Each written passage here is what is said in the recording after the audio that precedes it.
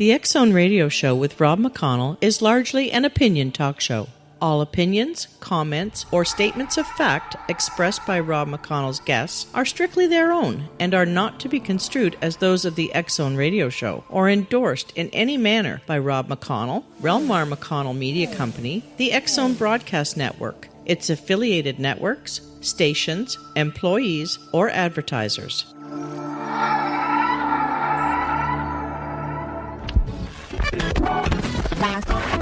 All Hit Radio.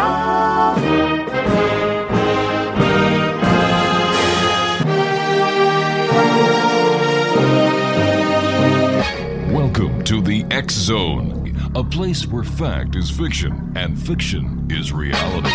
Now, here's your host, Rob McConnell.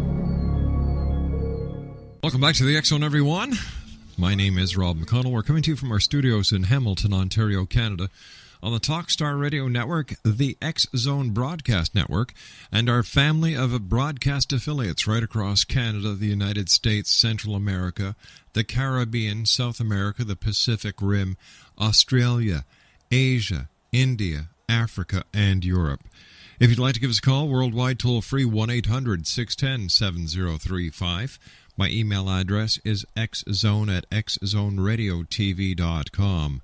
On MSN Messenger, xzoneradiotv@hotmail.com, and our website, www.xzoneradiotv.com. My guest this hour is Dr. Nick Begich, and Nick is well known around the world for his many, many works on and research on mind effects. And I'd just like to read you something before we bring Nick on Exonation. This is from Wired magazine. The title of the article is Danger Room, What's Next in National Security? Pentagon Preps Soldier Telepathy Push. Forget the battlefield radios, forget the PDAs, or even infantry hand signals. When the soldiers of the future want to communicate, they'll read each other's minds. At least that's the hope of researchers at the Pentagon's Mad Science Division, DARPA. The agency's budget for the next fiscal year includes $4 million to start up a program called Silent Talk. The goal is to allow user-to-user communication on the battlefield without the use of vocalized speech through analysis of neural signals. That's on top of the $4 million the Army handed out last year to the University of California to investigate the potential for computer-mediated telepathy. Now, before being vocalized, speech exists as a word-specific neural signals in the mind. DARPA wants to develop technology that would detect these signals of pre-speech, analyze them, and then transmit the statement to an intended interlocutor. Now, DARPA plans to use EEG to read the brainwaves. It's a technique they're also testing in a project to devise mind-reading binoculars that alert soldiers to threats faster than the conscious mind can process them. Now, Dr. Nick Begich, our guest this hour, is well known for his work and research on mind effects, more of a sinister kind rather than life-enhancing. He has widely reported in these areas as an expert for many publications, government organizations, and private companies. He has been an expert witness for the European Parliament on these subjects and provides significant research contributions in this area. Now, although through the Lay Institute of Technologies, he organized a private meeting of top scientists in the area of mind effects in 2007. Nick has authored 5 books in 7 languages on technology and the impacts of change, heard on thousands of radio and television talk shows, as well as documentaries. He is a frequent commentator on new technologies, energy, politics, education, and the environment. And Nick, it's great having you back here in the X Zone. Hope all is well with you way up in Alaska. It's great, and I appreciate being on with you and your audience again, and on this topic, which is drawing increased attention as time goes on. Nick, you and I have to take a 2-minute commercial break, and when we come back, we're going to be talking about this.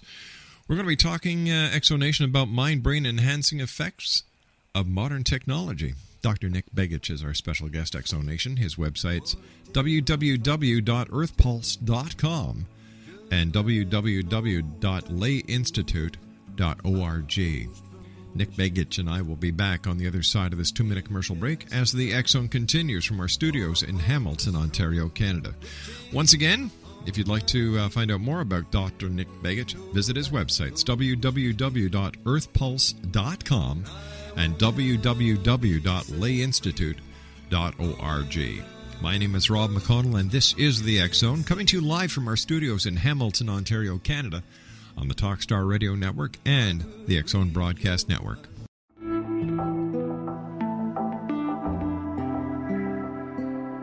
Take a step back in time and discover old Florida cuisine at Marsh Landing Restaurant in Fellsmere. Enjoy delicacies such as frog legs, gator tail, catfish, and swamp cabbage, or enjoy the more traditional cuisine like hand-cut Angus steaks, ribs, and seafood. Join us for breakfast with a southern flair featuring sweet potato pancakes, biscuits, and gravy, and much more. Planning a party? Marsh Landing's private dining room can accommodate groups from 8 to 80 people. While you're visiting, enjoy the historic pictures, artifacts, and stories that line the walls. Marsh Landing is truly a unique experience. Marsh Landing Restaurant, 44 North Broadway in historic Fellsmere, or visit marshlandingrestaurant.com. Marsh Landing, Old Florida cuisine at its best.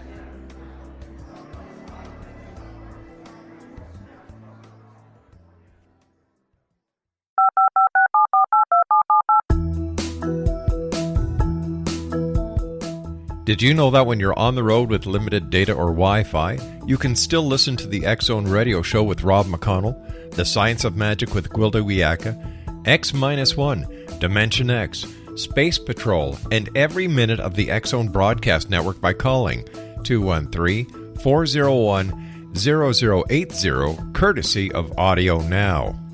No smartphone, app, or internet needed. It saves your data plan, and it's free if you have unlimited minutes. Call 213-401-0080 to listen on any phone, anytime, anywhere. Remember, 213-401-0080 for the best of the paranormal, parapsychology, and sci-fi radio programming anywhere, 24/7, 365.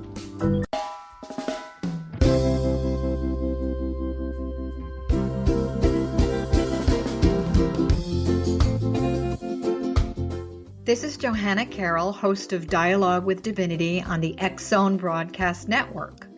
While walking along Kaanapali Beach in Maui this past year, I kept discovering all these shells and coral in the shape of hearts. My dialogue with Divinity was very simple. Do you want me to do a retreat to heal people's hearts in Maui next year? And of course, the answer was yes. As a master spiritual teacher, I am offering you a neat retreat called Rise, May 8th through the 12th, 2017, and the chance of a lifetime to rest at a 5-star resort for 5 days and experience a spiritual renewal of your heart and soul. Kaanapali is one of the top 5 beaches in the world. This stunning resort has undergone a $40 million renovation. I walked the entire property, checked out the room choices on your behalf, and I must say it is stunning. Our conference room faces the ocean with sliding glass doors. Maui is known as Mother Maui because it is a soft, gentle, healing energy. In the embrace of Mother Maui, you will feel yourself rising from the limitations of an ordinary life to an extraordinary journey of peace, bliss, and harmony. A greater sense of clarity. Our Rise retreat ignites renewal in the sacred elements of air, water, earth, fire, and wind. There's plenty of free time to enjoy all that Maui has to offer. A small deposit is required now to reserve your space, as this retreat, it will sell out. For more details, please go to johannacarroll.com and register today. Aloha, and I'll see you in mystical Maui.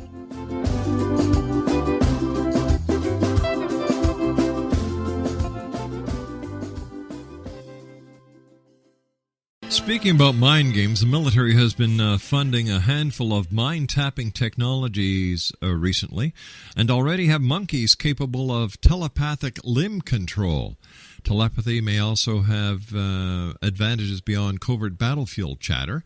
Last year, the National Research Council and the Defense Intelligence Agency released a report suggesting that neuroscience might also be useful to make the enemy obey our commands.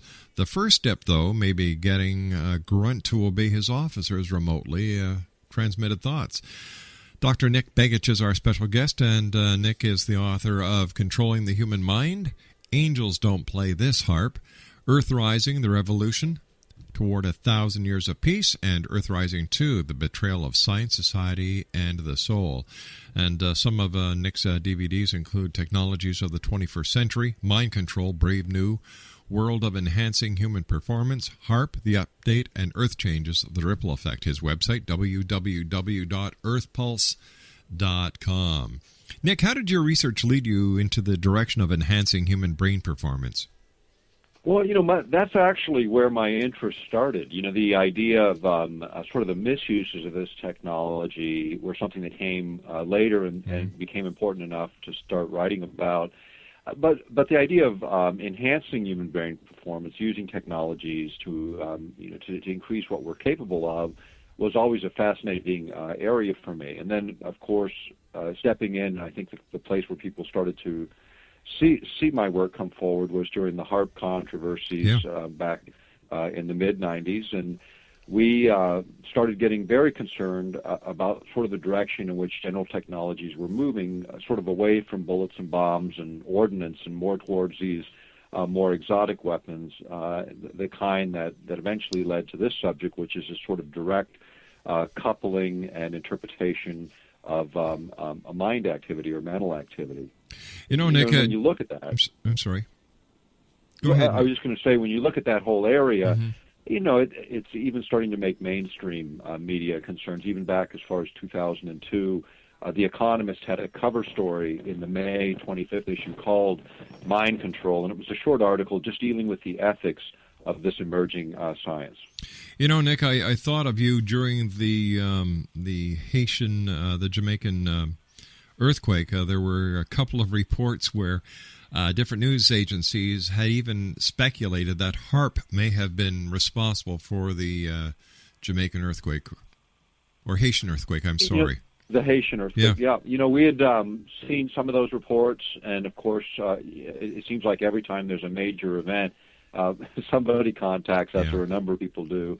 And in this case, and the reason for that is because geophysical manipulation, the idea of creating earthquakes, is technically possible. In fact, even Secretary of Defense William Cohen, we quoted him in the book Earthrising, The Revolution. He said, and I quote, others are engaging even in an eco-type of terrorism whereby they can alter climates, set off earthquakes and volcanoes remotely through the use of electromagnetic waves, unquote. And that was April 28, 1997, so way before 9/11, way before the big concerns about international terrorism rising to the level they are today, and yet this type of technology was being attributed to terrorist states as far back as 2002. What we have said, and we continue to say, is this area is one that has not just been of interest to terrorists, but also to our own country. In fact, 60 other countries signed agreements, an international treaty back in the mid-1970s where we agreed not to do this kind of thing. That treaty was being discussed when Rumsfeld was still in his position, trying to get the U.S. to dump the treaty so that we could use these more exotic technologies. Now, Nick, in the recent article in Wired magazine that I read a bit of early, bringing you onto the show, the military is once again advancing ideas in the area of electronic telepathy. What is DARPA doing about this subject right now? Well, this is interesting. As we had Ben Eastland, who was one of the inventors of the HARP system, and we had a closed conference in Dallas back in 2007, just before actually Ben passed away, and the issue of mind effects was the topic for that conference. We had talked to Ben. I personally had a long chat with him about this subject, and he had actually talked to the top guy at DARPA. I'm trying to remember his last name, Tony Tether, I think it was, but the head guy at DARPA, and he raised the issue of mind effects with him, and his statement to me, Ben Eastland's to me, was, no one's laughing at DARPA anymore. This is a very serious subject, and one that researchers are beginning and have for a number of years flown into. The idea of being able to literally read a person's thoughts is being discussed even outside of DARPA circles. We're hearing discussions about that even being used for indicating stress levels of people passing through airports, passing through machines similar to what we see in the strip search machine or the metal detectors, but a new concept that really looks at the mind itself and the function of the brain to see what you might be thinking. And so it is moving in a lot of directions, and getting a fair amount of funding these days. What is required to analyze the brain in real time to know what the person's thinking, Nick? Well, it's computing power is the biggest thing. Being able to translate and interpret the signals at a distance, becomes a bit of an obstacle, although I think a lot of that technology has been evolved and developed. The idea of looking at complex brain function and making an analysis of that so you can sort of generalize across populations to see really what those brain signals mean and to try and translate them the same way that people translate language, but looking at the brain activity itself. So using EEGs or more sophisticated methods of brain imaging, being able to look in real time as a person's thinking at what they're thinking, that's sort of where the science is today. And computing power has been the biggest obstacle, and we're quickly overcoming that as our machines become faster and more capable.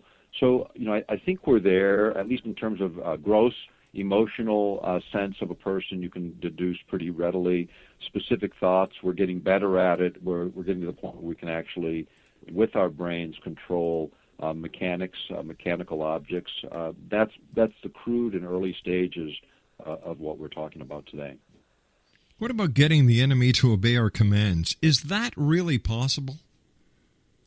Well, there's some technologies already that have some of that capability. The idea of using what are called silent subliminals. These are words below the level of conscious hearing. In fact, there's patents regarding this that we cite in the book Control.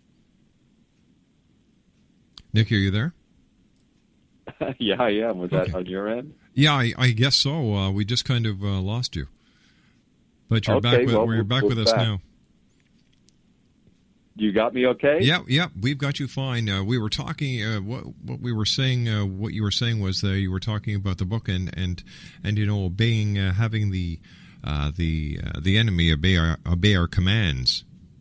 Right. This idea of being able to look at brain activity from a different perspective. Silent subliminals. There are patents that have been developed for this, where you can actually embed language on, say, radio music coming into an area. For instance, in the Iraqi war, in the first Iraqi conflict, Scottish media reported after the fact that we had actually done this. We had recorded signals on the regular broadcasting Muslim music and prayer into the country that actually stimulated fear, anxiety, this kind of feeling.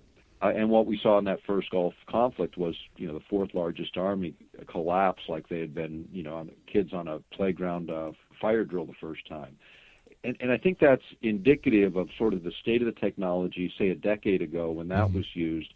Again, just affecting the emotional state, and any electromagnetic carrier can be used to create that effect. This includes radio, TV, any kind of energy transfer can carry a signal that creates these kinds of emotional disturbances. In fact, there was a great article in the U.S. Army Quarterly back in the late 90s that we quote extensively throughout our work that talked about this.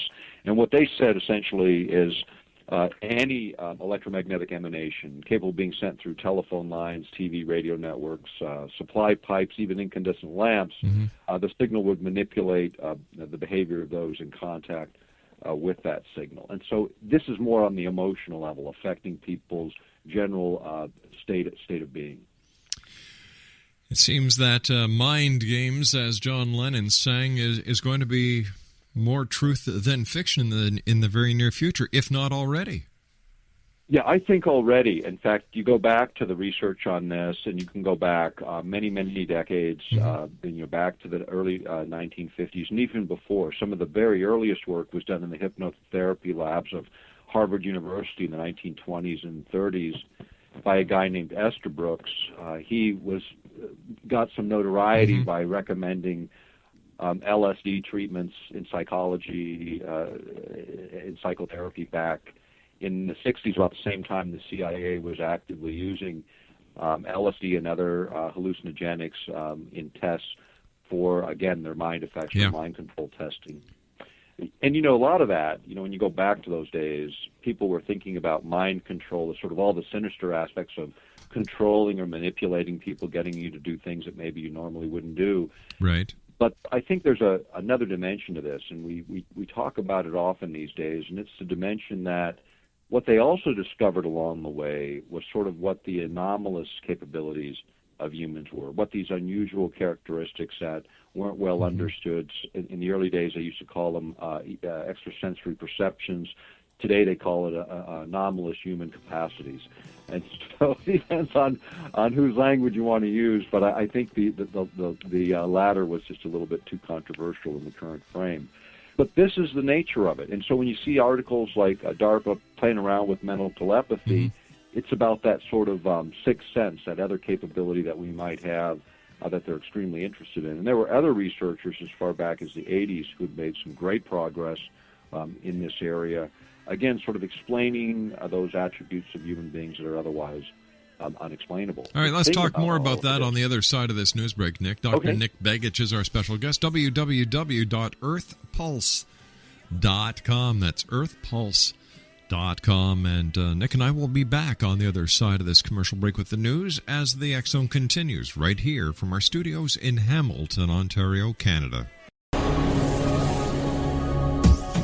This is the X Zone Broadcast Network, broadcasting worldwide on broadcast affiliates and satellite program providers, including CNN Broadcast Network, Sirius Satellite Network, Star Media, Good News Radio Network, Angel Broadcast Network, Wiki Broadcast Network, and WPBN TV. For more information on the X Zone Broadcast Network, visit us at www.xzbn.net.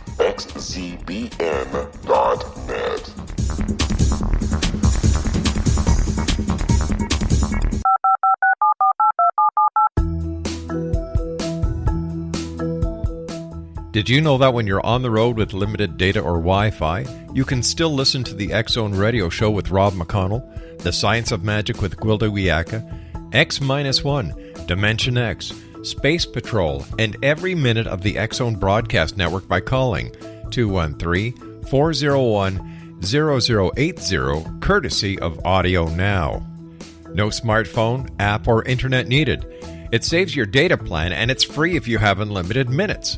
Call 213-401-0080 to listen on any phone, anytime, anywhere. Remember 213-401-0080 for the best of the paranormal, parapsychology, and sci-fi radio programming anywhere, 24/7, 365.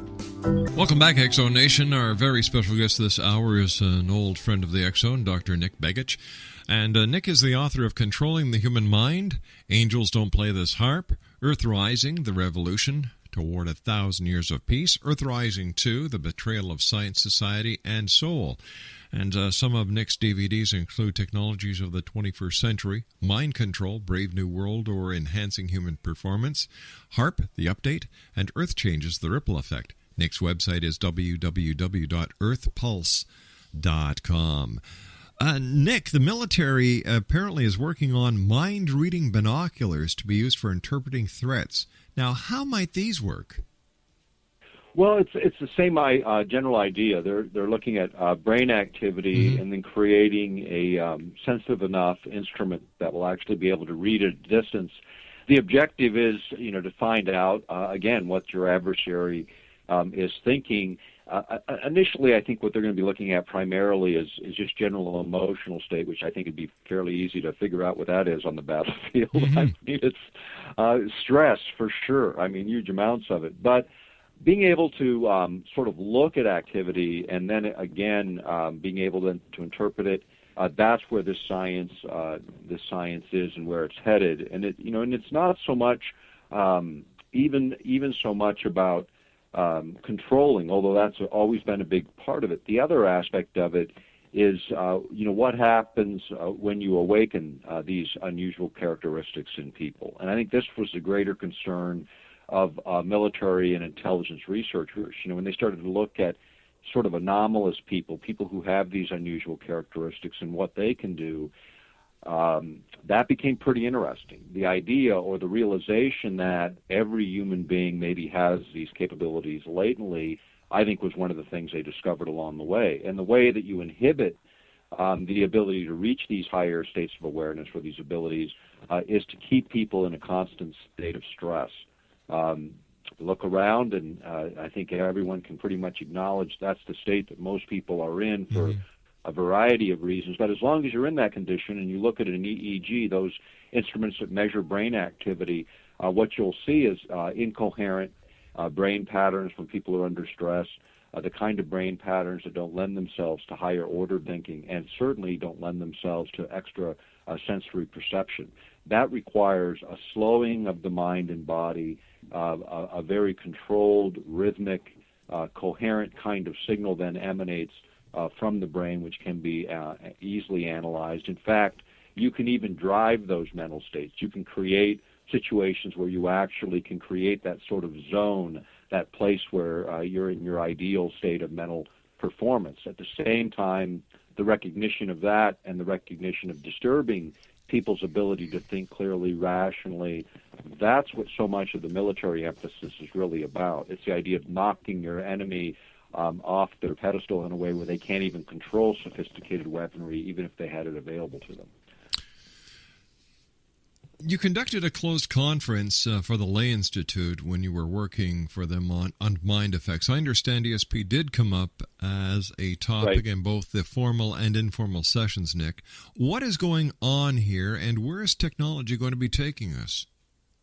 Well, this was interesting is, everyone in attendance pretty much felt that was a normal sort of thing. In fact, Rosalie Bertel made a presentation. She is a PhD in physics and mathematics, a brilliant person. Her sense of it was that this is really the next evolution of humans, that this capability will be more manifest in the next generation as really a coping mechanism. The fact that human beings are now trying to create sort of artificial systems, in reality, we're sort of mirroring our own. And the idea that humans have this sort of attribute, and hearing it among scientists, both formally and informally, was pretty impressive. The most impressive speaker in the conference was Alexander Kavarainen, the former head of the biophysics lab of the USSR Academy of Science, the most impressive on this specific topic. And what he concluded and what he presented was pretty phenomenal. He gave a mathematical basis or formula or a theoretical model for how these things occur.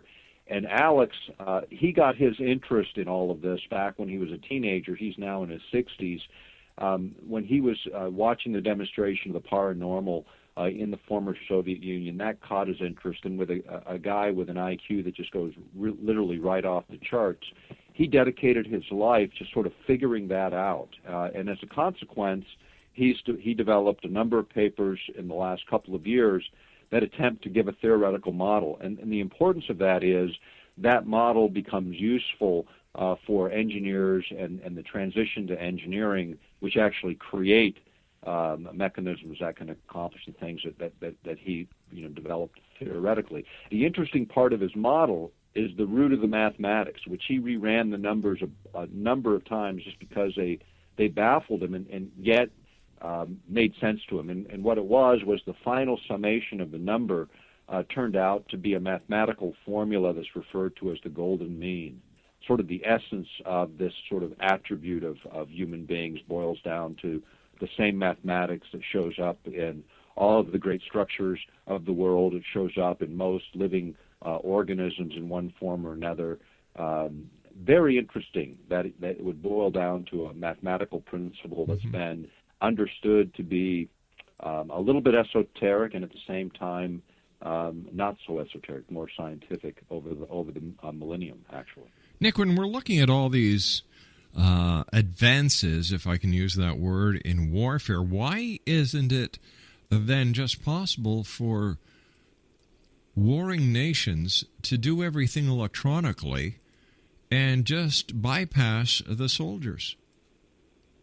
Well, I think on some levels we're going to start to see more of that. We're going to see more of a covert kind of war where we can disturb a nation's mental functioning. I mean, think about this as a practical matter, the kind of havoc that could be wrought with that. In fact, there was an article in Technology Horizon, which was produced by the Research Lab for the Air Force back in June of 2004, where they talked about exactly this, what they call controlled effects, being able to manipulate the operators or the human participants in conflicts in such a way where they wouldn't even be able to know it. I mean, they couldn't even distinguish that they were being literally affected. And this is, again, where the direction of war changes from one of bullets and bombs to one of gamesmanship in terms of how to manipulate people and events. And when you start to look at some of the geophysical manipulation that we just alluded to in the last segment, those same kinds of things where you can literally create geophysical events that can be explained away as natural, and yet there are many countries in the world that are working and have developed technologies in this very same area. If the governments of the world are working on methods to control the enemy, let's say they master it, what would stop them from using these very techniques on the citizens? Absolutely nothing. In fact, the former Secretary of the Air Force suggested that all weapons that would be classified as non-lethal, which these fit into, actually be tested on Americans first before they're deployed in battlefields. That raised a lot of questions, and he's no longer serving in that capacity in the last couple of years. But the point is, they do experiment on Americans. In fact, Secretary of Energy O'Leary during the Clinton administration acknowledged 500,000 American victims of human experiments that included everything from mind control to injecting black Americans with syphilis in the Southeast over a 40-year period. And out of 500,000 that they admit to, virtually nobody has ever been held accountable for those crimes against Americans. And the beat goes on. I mean, there's actually a protocol within the Navy that was approved in 2006. It's posted on our website under mind effects, and it's the rules for sort of human experiments. And on page 9, you'll see the words mind control experiments that have to be approved by the Undersecretary of the Navy. Those experiments continue to go on, and the permissions to conduct them continue to go on. RFPs, requests for proposals by the military, continue to be let. The most recent one that I looked at closed in September 2009. So the work in this area is not slowed at all. In fact, if anything, it's accelerated as we gain greater understandings within the neurosciences areas. Nick, what about the issue of stimulating the brain for accelerated learning? How might electronic telepathy play into this in the future? Well, this, I think, is very important because, as these techniques develop, one of the things that shows up, again, in military planning literature that eventually gets applied in the private sector is this idea of literally downloading information into the human brain. In other words, being able to move information in such a rapid rate to imprint memory that you could do some pretty phenomenal things. The problem with this is you don't filter it out. The conscious mind does the filtering to dump knowledge or dump information straight into the subconscious and then make it accessible. You bypass the subconscious mind. When you think about that in the context of compulsory education in most organized countries of the world, the idea of who controls the curriculum then takes on whole new meaning and much greater societal significance. So as we gain understanding, the use of this technology for learning and accelerated learning comes into play, and how we use it and who determines what goes in is extremely important. Already there's technologies for sort of enhancing the mind in such a way that it's more receptive to information, imprints it more readily, and there's a lot of good technologies about it. But you're in control. Yeah. You're in control of the knowledge that you feed the brain as opposed to some governmental entity determining what that is and then deciding what's best for all of us in terms of basic and general knowledge.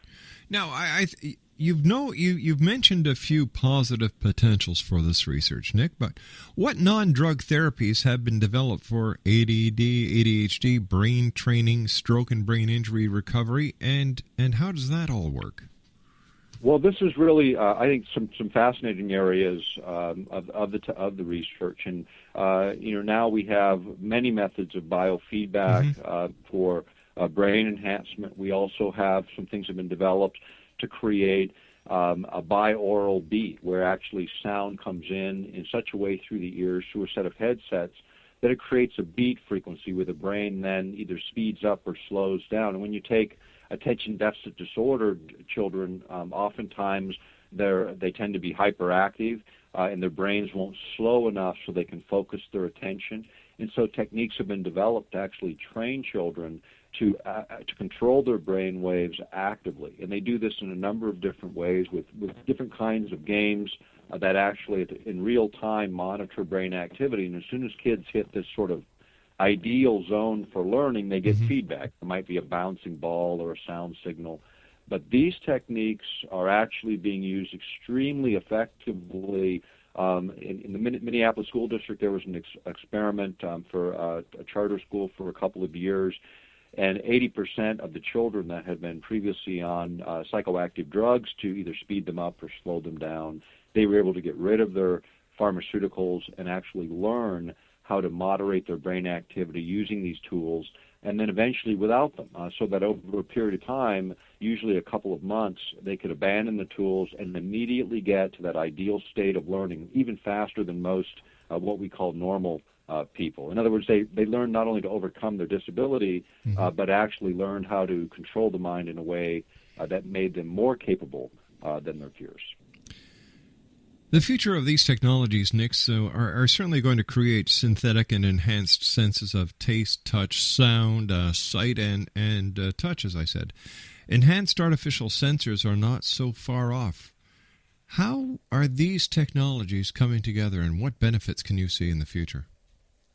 Well, I think, again, as we learn more about the mind, traumatic brain injuries, which we're seeing, a lot of them with our returning veterans from both conflicts. We hear about the casualties in terms of death numbers, but traumatic brain injury is probably one of the biggest casualties of the war, tens of thousands, perhaps even more than that, being impacted by that. So learning sort of how to reroute brain activity, how to synthesize certain things, that becomes pretty valuable and important. And so as we learn about the brain, we learn how to sort of reconstruct that which may have been damaged. In fact, this science is going to go a very long way in the future. Our ability to grow brain cells, to grow neurons, to connect those brain cells has already been done at the Salk Institute.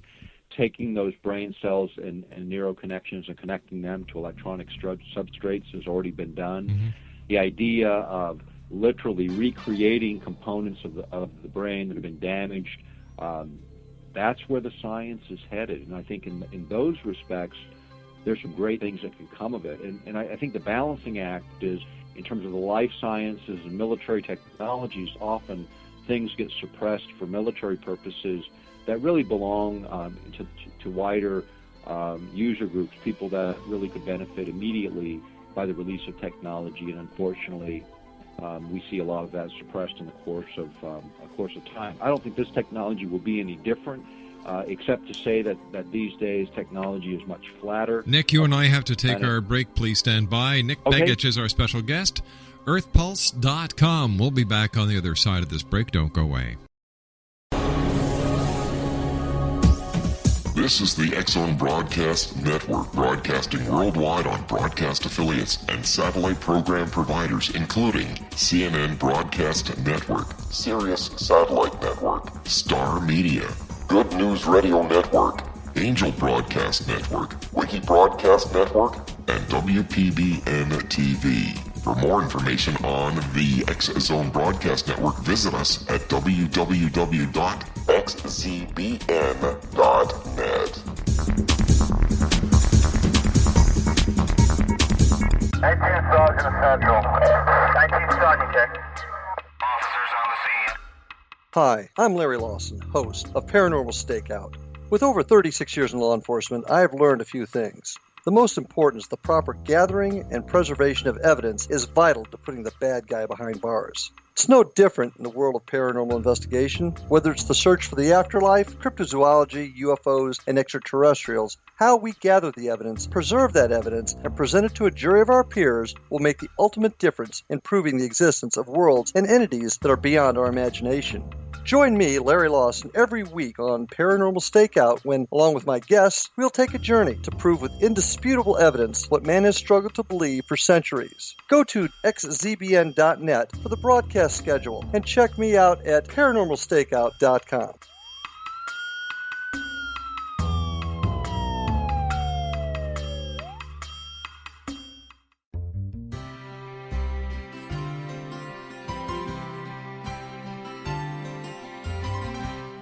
True healing must address 4 levels: physical, emotional, mental, and spiritual, for us to live joyful and productive lives.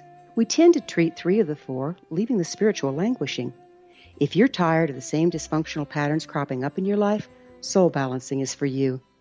Trixie Phelps, owner and founder of Soul Balancing, is a naturally gifted energy healer trained in numerous esoteric forms, including shamanism. Trixie has created a powerful modality that safely and effectively clears your energetic field. A soul balancing session can remove interference, heal trauma, and restore your hope. Contact Trixie for a life-changing long-distance session today, www.soulbalancing.world.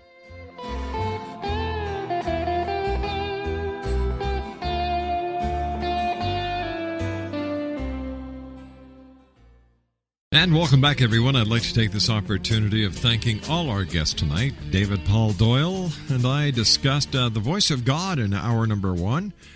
Dan Green and I talked in hour number 2. Ed Johnson and I talked in hour number 3. And to be honest with you, I don't know what the hell he was talking about. But anyway, we had a talk, I guess. We tried to communicate, and then we played X-1 in the second half of that hour. And my guest this hour is our good friend, Dr. Nick Begich. Now, if you'd like to get a hold of Nick, he's got a couple of great websites, Exonation, earthpulse.com, and layinstitute.org. And once again, Dr. Nick's books include Controlling the Human Mind, Angels Don't Play This Harp, Earth Rising and the Revolution Towards 1,000 Years of Peace, and Earth Rising 2, The Betrayal of Science, Society, and Soul. Nick, what do you think the future holds as we discover these attributes to our human potential, or of our human potential? I think we are going to go through a really interesting period. Those that are fortunate enough to live through this period of history, I think, are going to see humans capable of the previously unexplainable. I think the next 10 years, 15 years, we're going to see these kinds of capabilities more readily demonstrated, understood, and the mechanisms behind them finally figured out. And here's what I really look forward to. And speaking maybe a little bit in a non-scientific way, but I believe humans are much more than we recognize. I think these capabilities are latent within all of us. The things that have been reported as telepathy, telekinesis, the idea of moving things with the mind, out-of-body experiences, which might be a lot of different kinds of experiences. But the bottom line is, humans, we are about to stretch, a stretch that perhaps we need for our very survival in this millennium. Certainly, the technologies that we are evolving are mirroring our own capabilities in many respects, and at the end of the day, I think we're going to find very gifted and empowered humans capable of recognizing what we are, who we are, and then acting accordingly. I think there's great things happening there. In fact, I think it is the counterpunch to the things that we see around the world today that we find so disagreeable. Nick, as always, time just flies by whenever you're with us. I want to thank you so much, Nick, for joining us and for the great work that you do. Let our listeners know once again how they can contact you, Nick, and find out more about you and where they can find your books. Sure. Our books are all over the place in terms of Amazon and all over the web, but do check out Earth Pulse, EARTHPULSE, earthpulse.com, and that's our site. There's a lot of good information there. A lot of it is free. Of course, pick up a book when you're done with it. Send it to your congressman, send it to your senator. Maybe we can wake up some of those folks that are still asleep at the switch. Nick, take care of yourself, my good friend. Always great talking to you, and I look forward to the next time you and I meet here in the X Zone. Thanks for having me. Always a pleasure, Nick. www.earthpulse.com. Well, that's it for tonight, everyone. I'll be back tomorrow night at 10 o'clock. Thanks very much for allowing us to be part of your day and your night. And always remember to keep your eyes to the sky and your heart to the light. Good night, everyone.